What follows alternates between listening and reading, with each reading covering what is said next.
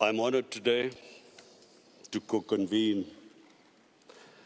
the first global refugee forum with the leaders of Turkey, Ethiopia, Germany, and Costa Rica. I thank especially the government of Switzerland and the UNHCR for hosting the forum. I commend Secretary General and High Commissioner Grandi for the strong advocacy of the refugee causes. But I want to especially pay a tribute to President Erdogan of Turkey and the people of Turkey for hosting the largest refugee population. Excellencies, ladies and gentlemen, I want to speak about Pakistan.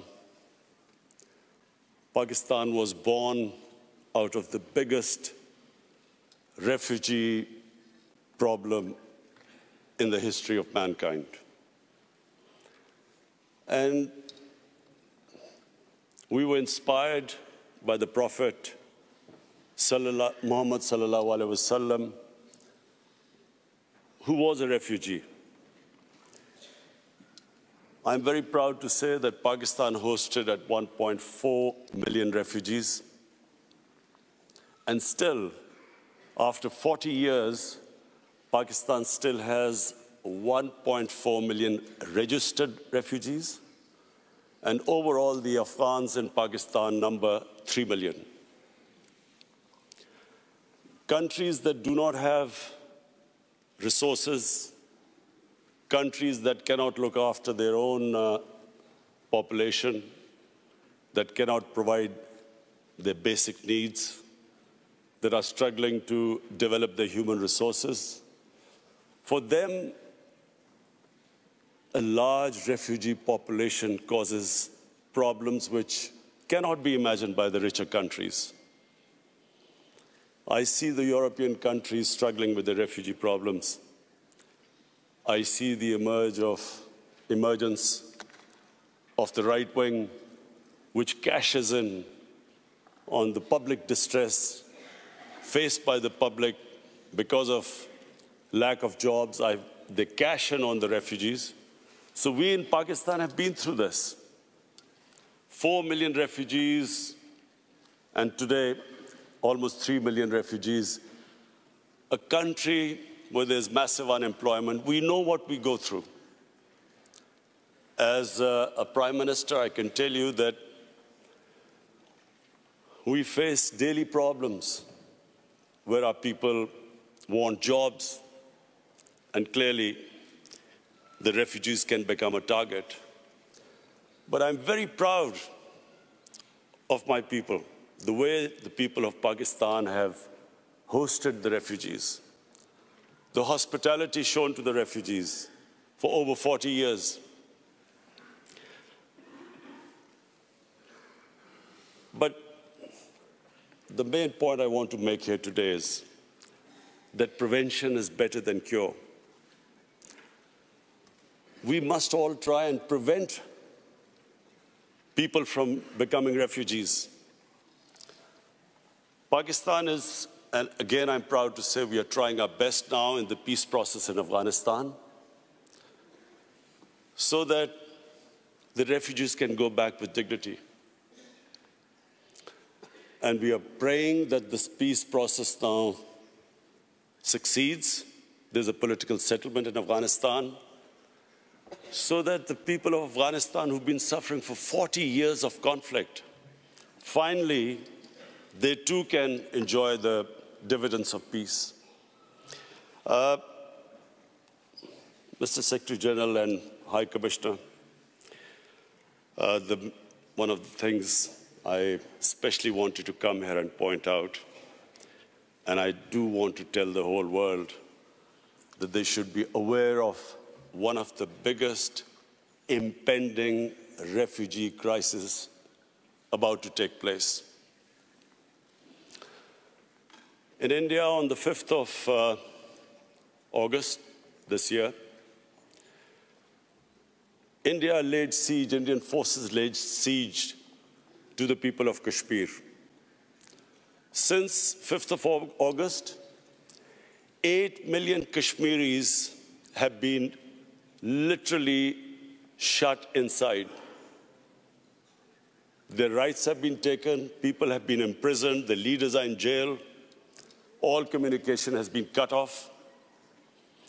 But the most important thing which the world needs to understand is that the professed aim is to change the demography of Kashmir from a Muslim majority to a Muslim minority. Now, if this is what the professed aim is, we are likely to have another refugee crisis. A refugee crisis that would dwarf other crises. In the United Nations General Assembly, I tried to appeal to the world community that they must take notice of this. What is going to happen? The people are under siege in Kashmir. Whenever the curfew is lifted, there are 900,000 Indian troops there. What is going to happen then? They're trying to change the demography by settling in Hindu population into Kashmir. What is going to happen then? So we know from our past experience, prevention is better than cure. If the world acts right now and puts pressure on the Indian government to stop this illegal activity, we could prevent this crisis. But we all know once a crisis starts, once there is a crisis, we all know that it's, as we know right now, as we know what is happening, as we know what is going on in Turkey with the refugees, we all know that it's very difficult, it's complicated. So many issues come in the way. So number one, I would like the world community to take notice of what is happening. We in Pakistan are not just worried that there'll be a refugee crisis. We are worried that this could lead to a conflict between two nuclear-armed countries. And so the Secretary General of UN is sitting here. I'm looking forward to inviting you to Pakistan in February when we host the refugee conference there. But I would really appeal to the world community that this is the time to take notice. Secondly, there is another thing happening in India. In Assam, the government has passed a Citizen Registration Act. What does that mean? That means that every citizen has to prove their citizenship. This is what happened in Myanmar. Before the ethnic cleansing of Muslims started there, they were all supposed to first prove their citizenship. This is what is happening in Assam. Some 2 million people, mostly Muslims, are now required to prove that they actually are citizens of India. And according to one of the Indian ministers, the same act will, by 2024, will be all over India. So, along with this act, there is another law just recently passed, that from Pakistan, Afghanistan, and Bangladesh, any minority that is persecuted can find citizenship in India. That means that anyone except Muslims can find citizenship in India. So therefore, if you put these two acts together, when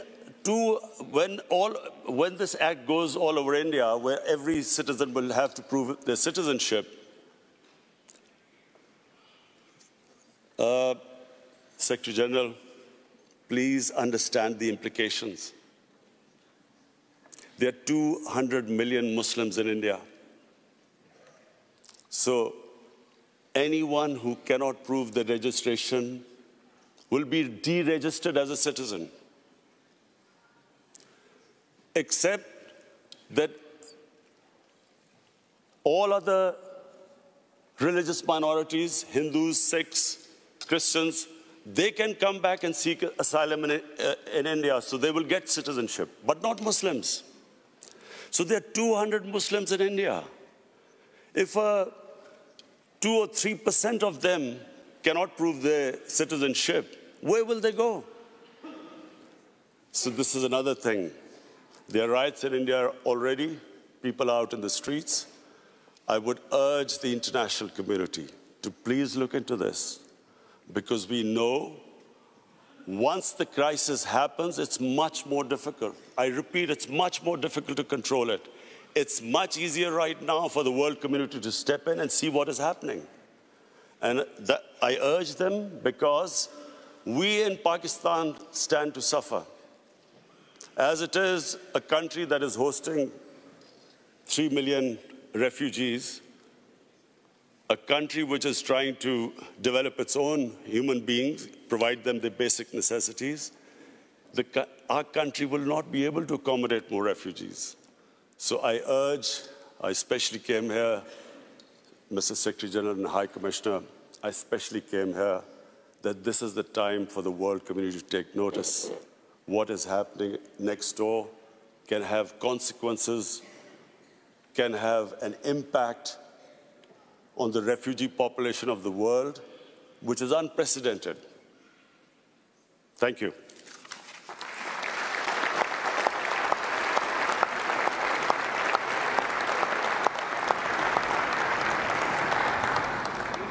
Thank you, Prime Minister. I would now like to call on Ethiopia, Deputy Prime